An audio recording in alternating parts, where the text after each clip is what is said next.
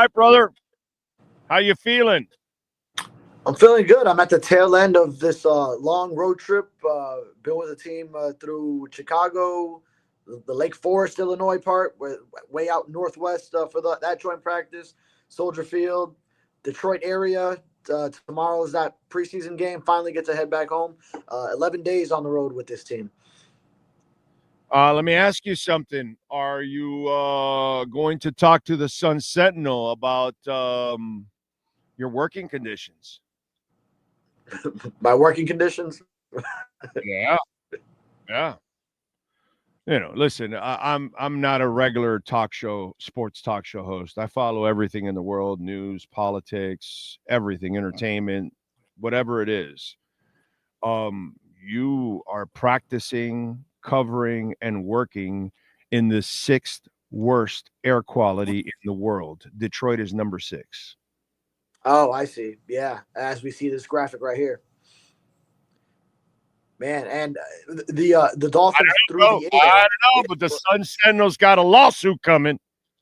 They sent you to the 6th worst air quality coming from Miami, where we got some of the best air quality. I mean, I got to tell you. See, I got to follow the Dolphins wherever they go. So I think, on a larger scale, the NFLPA. You got the NFL. Yeah, NFLPA. I mean, these Detroit Lions, they have to practice in this outside constantly. The Dolphins are just getting too practice. And at least the field, Ford Field, is a dome, so at least they're going to be indoors for that. But you were outdoors for the practices, and what people don't realize is it's really hard for you to see the field on the other side normally as it is as a reporter. It's even harder when there's a bunch of smog in the middle of the way. This kind of stuff I don't even realize when I'm in it. That's an interesting stat and list. Have you noticed you've been coughing a lot now? Huh? Have you noticed you've been coughing a lot there lately, or what's going on? I mean, Maybe, yeah. I mean, I had a little bit of a cough already before, when I was in Chicago, even in Miami. So I don't know, but maybe that's contributing a little bit as well. What do you got, Sean? On that list, Chicago is number 13. I don't know if you saw that too. I saw that. Okay. So he's been in the 2 of the. Wow. Yeah, that is true. I mean, I didn't want to. So this trip through the Midwest. I didn't want to add insult to injury, but the Sun Sentinel has put you at risk in a big time way there, bro. I mean, 6 and 13 worst air qualities out there. That's not very nice. I'm telling you, that's not right. You deserve a bonus. You deserve a bonus. Hey, all right, I'm with that. Yeah, I'm always going to agree with that. A Furones bonus. Sun Sentinel editors, big ass bonus for David Furones. A bonus for Furones. Let's go. You heard it here on Big O Show first. The hell's wrong with you people? Let's go. Did you work with a mask while you were out there? No, man. I muscled through this, man. I mean, you're a tough guy, bro. I mean, the Sentinel should have at least provided you a gas mask for this entire thing. Hey, we're sending you to 2 of the worst air quality cities in the world, not just United States. Here's a mask to protect you. Nah, tough it up. Go out there. Get it done. Maybe that's why Detroit's tougher than Miami. It's the air that makes, it brings it out of you, right?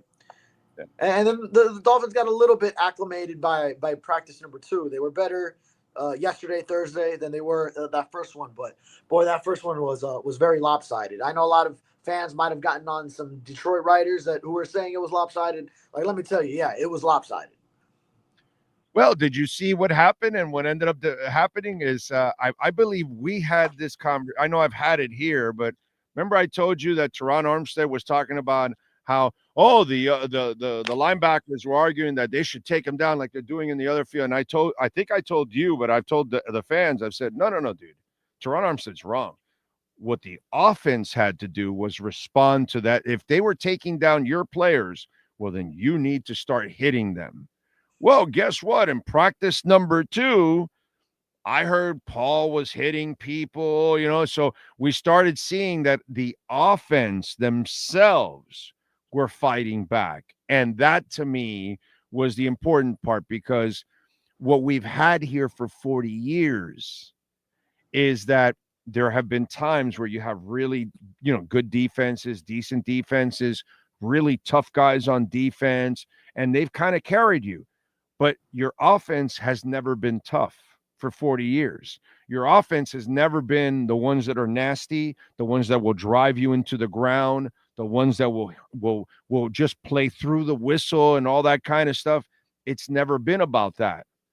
Well, you actually saw some of that yesterday, which was refreshing. I think it's valuable experience for the Dolphins to get these two tough teams in the Midwest, especially the Lions, coached by Dan Campbell, to get this experience, get this exposure in the preseason, in the joint practice setting. You had practice parameters in Chicago designed where, we're not tackling to the ground. Some of them still did. And then one of them being a Miami boy, Tyreek Stevenson. Yeah, he's going through the chest of Jalen Waddle on a screen pass, hurting him. He caused them to miss some time, some preseason time. It's not like it would have been something to keep him out of a game, but still, playing with some early nicks and bruises and hits, and then you go against that, and then it's how you respond. So yeah, I mean, it's not on the defensive. It happens. By the way, if you watch the Buffalo Bills training thing, the Buffalo Joe, the linebacker Buffalo Joe, he hits one of the his own offensive player and injures him. And it's just a matter of emotion. It's not that he really wanted to. It's just you get caught up in football sometimes. It just happens that way. And he injured his own player at times. So that even happens within your own team, dude, as we've seen linebackers fight amongst each other. Yeah, football's a physical sport, so you can't practice. I mean, even if you set certain parameters of it's thud and not tackle, like you're still talking about collisions. You're talking about trench play where, you're getting physical. You're using your hands on the opponent, using all your body weight. High speed, a blocker on a tackle, pursuing tackler, running back. I mean, I saw play yesterday. David Montgomery was running downhill through the middle. And picked up a head of steam, and he lowers his head. Minka Fitzpatrick is lowering his head with him, and they two go head on head, sort of after like a 10-yard game. So now both of them were all right, but still, it's both these players, helmet to helmet collision on a run play in a practice where there isn't tackling. So just imagine when there is. So it's hard to just tell football players, you cannot be that physical. Setting, right? You can be physical. Yeah, we want you to be physical, but not that physical. And it's hard in those moments to find that line. Yeah, and so overall, for me, what I liked out of that practice was that I heard that the offense got a little physical, and that to me was the real progress in all of that. What stood out to you in day two after getting thrashed in day one? Yeah, mostly it was the offense responding. The defense still, especially in the secondary, was giving up anything and everything to Amon-Ra St. Brown, and then Jameson Williams joined the act as well, where he beat. You saw the Lions highlight. I'm sure everyone's seen the video now of him beating Kendall Sheffield off the line of scrimmage, and then Fatu Melifonwu as the deep safety. Chance. So that was a big highlight for them. He had another touchdown. St. Brown had another couple of touchdowns, one on Storm Duck, one on Cornell Armstrong. After Wednesday's joint practice, it was all on Jack Jones. They were just targeting Jack Jones, who was playing a little bit of an elevated role as the Dolphins have switched and mixed and matched on who the corners are with working with the ones. So trying to find who that will be come the regular season. And when Jack Jones got his shot, boy, he was exposed by St. Brown Wednesday. Thursday, it was a little bit more spread out as far as who was taking him on, and whoever was in front of him, he was having his own. Also, Mike Hilton, he was all over him for PIs. It's unfair. I mean, we all, any of us with a brain, we know the secondary is terrible, dude. Come on, Minka's the only one that can play there right now. Teams are going to pick the Dolphins apart, and they're not going to wait for that pass rush to get there. They're going to do, the things that Tua does to teams, that's what Miami is going to get a taste of, because they know they can't give Chop, Phillips, and Chubb time to get there, and they will get there because they've got three werewolves that can send after, and Sealers in the middle, and Grant looks really good. And by the way, Biggers and Phillips look good too. I think they may have hit on all three, actually. So you got a nice rotation. That D line's special. They know this, so they're going to kill us with quick passes, because you got a bad secondary. So you're going to, as long as your receivers know how to get open quickly, that's where I think we're going to watch the Dolphins struggle in a big time way in the passing game, because a lot of those quick passes we're not going to be able to stop because those corners aren't good, bro. Yeah, well, yeah, then it'll be on the corners to maybe bite on some of those. If you're planning on getting to the quarterback quick, bringing the blitz, now you got to go first move. You're playing really aggressively, and then you could be susceptible to a double move if that pass rush doesn't get there quickly, and then you're really effed. So yeah, it's going to be tough when you have a secondary that's this big of a question mark. And then has only taken more hits with Kader Kohu going down. And you're going to be counting on guys like Jack Jones and Mike Hilton, who were brought in within a month of the regular season. It's to those extremes.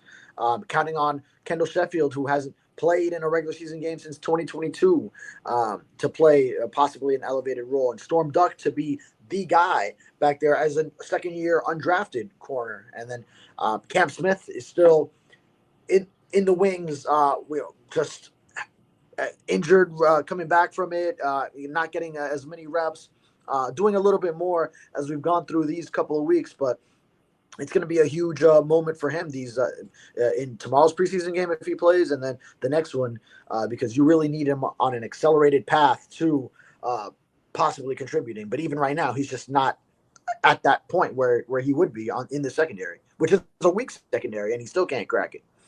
So do we know, is this the dress rehearsal game or not, or what the hell? Because it's not.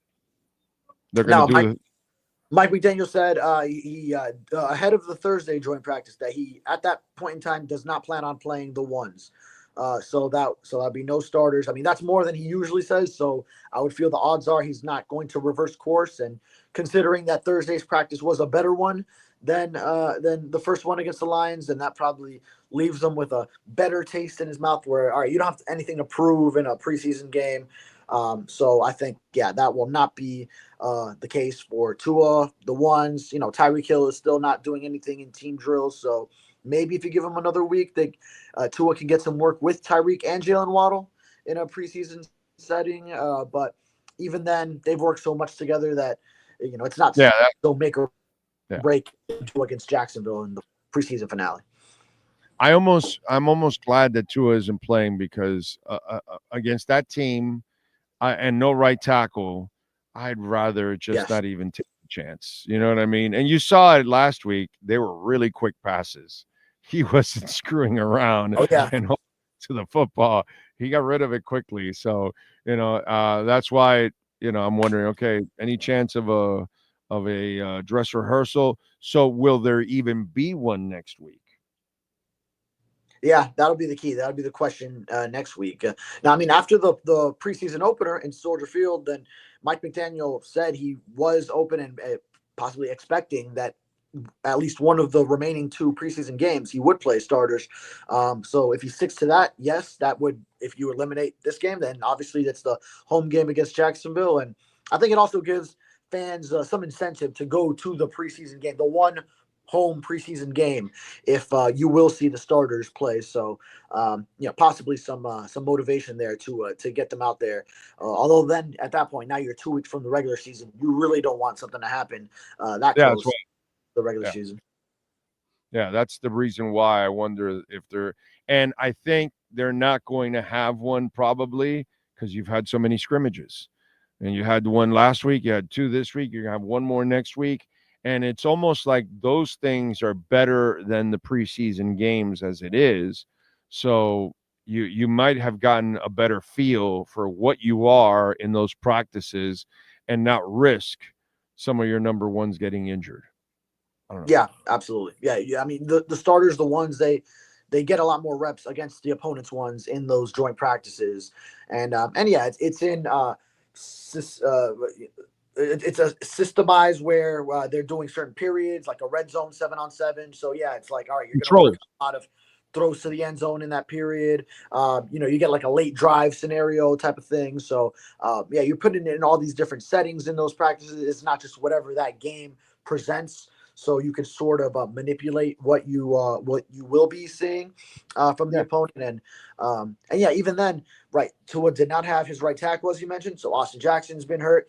You're going with Larry Borum, trying to put him against Aiden Hutchinson, and Aiden Hutchinson was just having his way with him over the 2 days. I already mentioned the wide receivers for the Lions, St. Brown, one of them, going against the Dolphins DBs.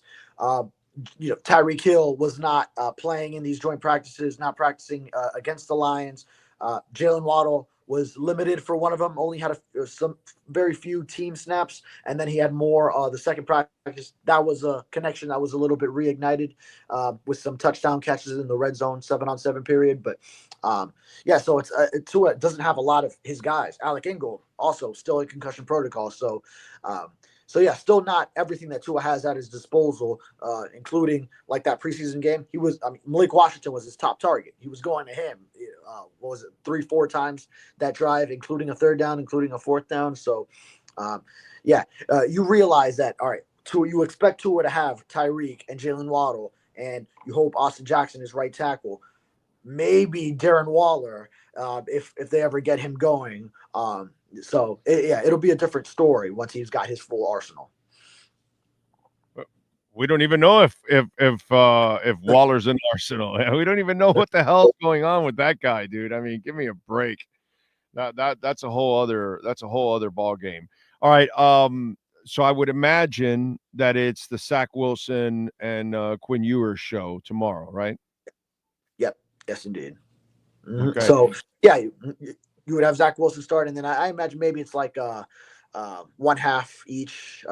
Both quarterbacks. I'm going to write about it today. They have something to prove and need to rebound off of their first preseason games. Ewers, of course, was hurt by a lot of drops from his receivers, but and then Zach Wilson, he's got to read the play better, watch it develop, not hold on to the ball as long, give his offensive line a chance. Dude, outside of the 4 starters, okay, out of all the backups in those 2 days, did one of them stand out at all? Oh, on the offensive line? Yeah. Yeah. I don't think they have backups. So, Keon's the only one I have some hope for, but he's coming back from a knee injury. He's wearing the brace. He's kind of stiff, although it looked like he may have had a moment or two in that one. But yes. is there anybody in the backups that showed you something? Because, man, the Dolphins really need a couple of those guys to actually become serviceable. Yeah. Actually, yeah, I did see Keon Smith had some moments, so I'm happy to report back to you because I know you're always asking about him. He led on a nice screen pass to was it Mike Boone on this one, the new running back. Helped lead him in for a touchdown, and he had another moment. I know I tweeted and I put it in my practice report.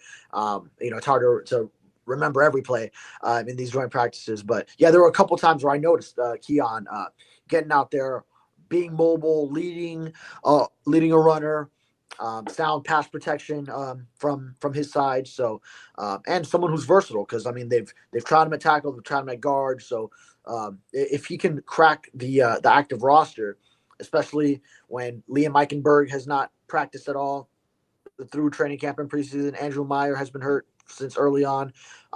If those guys maybe start on, if it's Liam on PUP and Andrew Meyer is maybe one of those IR spots that you could still bring him back after 4 weeks, then that's a spot for Keon Smith if he continues on this track. Jackson Carman was another one who has shown some flashes as well. He was also involved on that screen pass, making a nice lead block as well. It was very well designed and good block set up to get a Boone into the end zone on that one. I think with Keon, why he's also playing guard, it's also to find out his versatility and all of that. Yeah. But I think it's because he's coming back from that knee injury and maybe he's not as explosive because he can move, dude. Actually, for a big guy, he can actually move, and I don't know if he has that yet back where he's a tackle. He's not a guard for me. Maybe he can play guard, but I like him at tackle. Actually, that's where I thought he was developing before the knee injury. So I don't know. Is he still wearing the brace? How does he look mobility wise? Yeah, getting better, getting better. So, and I mean, at tackle, especially once you're down Austin Jackson, then and you're starting Larry Borum, now you're getting thin there. So, yeah, then he would be a candidate to really get out there. And Jermaine Ifedi, who was signed but was yeah, I mean, he tore his tricep, so now he's on season-ending IR. But he was really struggling in that preseason game. A former first-round pick, but boy, just wasn't getting it out there. Then that's another one that's down at the tackle position. And Jackson Carman also has some of that versatility where they've used them at guard and tackle. So, but I mean, that's a spot that's available there. If now Austin Jackson is expected to be ready by the start of the season, but if it's something that lingers, if it's something that if it could pop back up later on, then that's an area where if Larry Borum's the next man up, then you still need another backup tackle. So that's a spot where Keon Smith could contribute. All right, let's let you play doctor. Devin is asking if you can explain what an oblique injury means because he heard McDaniel talk about it in the press conference. Oblique injury. I mean, you got to know the body part is the side of your hip, your muscle over there, like next to the adjacent to the abdomen, so above the legs.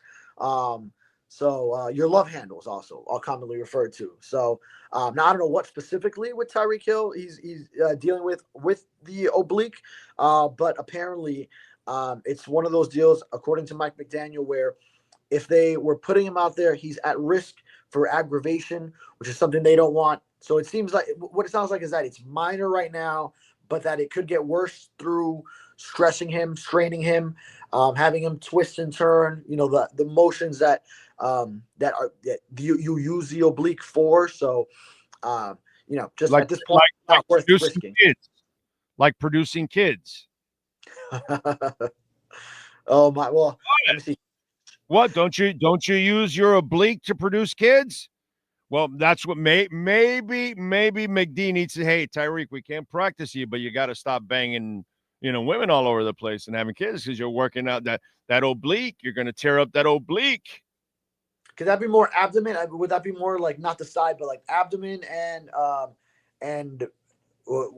like lower back muscles? I think. I don't know.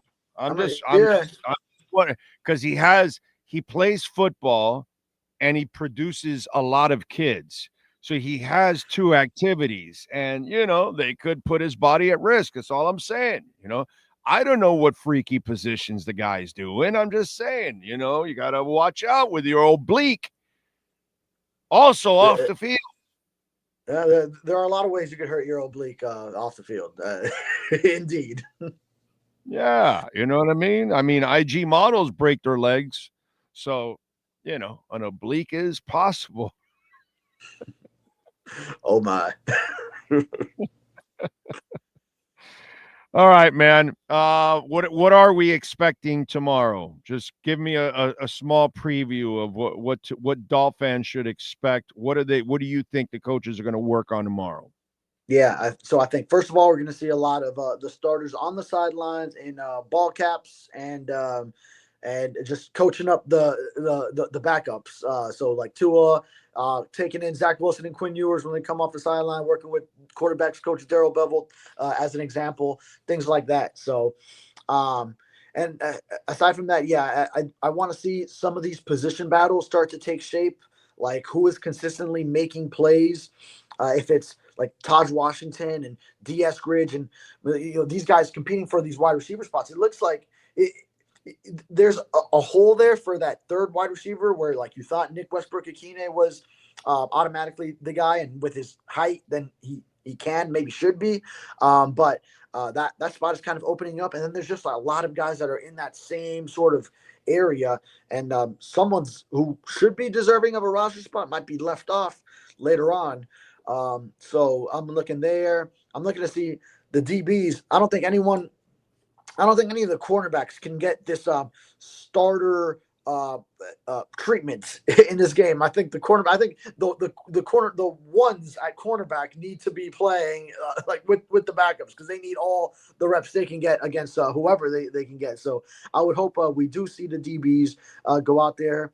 I want to see what these backup quarterbacks do, if they have a better control of the offense with the operation of Mike McDaniel giving them the plays for the event, where if it's Zach Wilson, that he can go and have that communicated and get the plays communicated to his teammates, and then function once they break the huddle.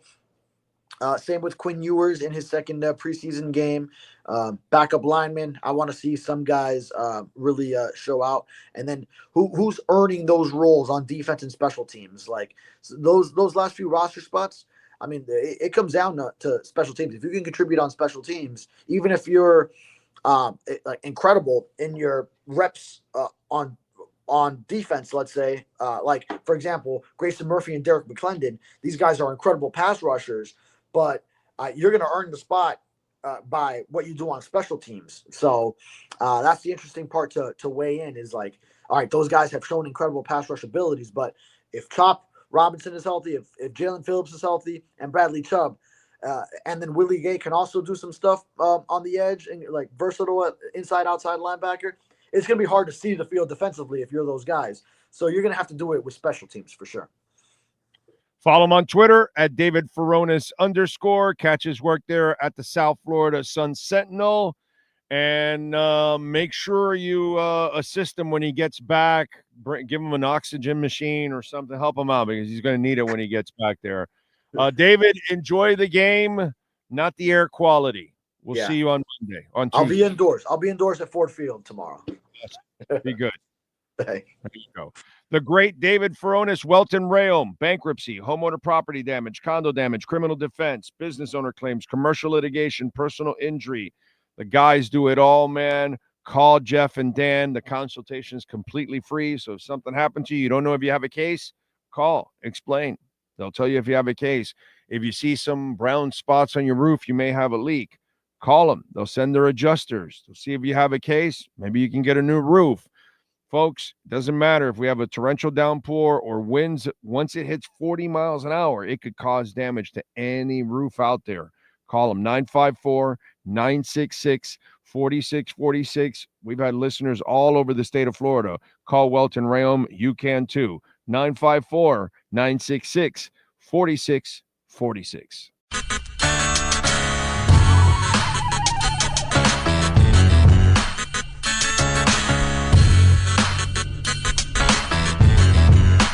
This is the Big O Show. This is the Big O Show.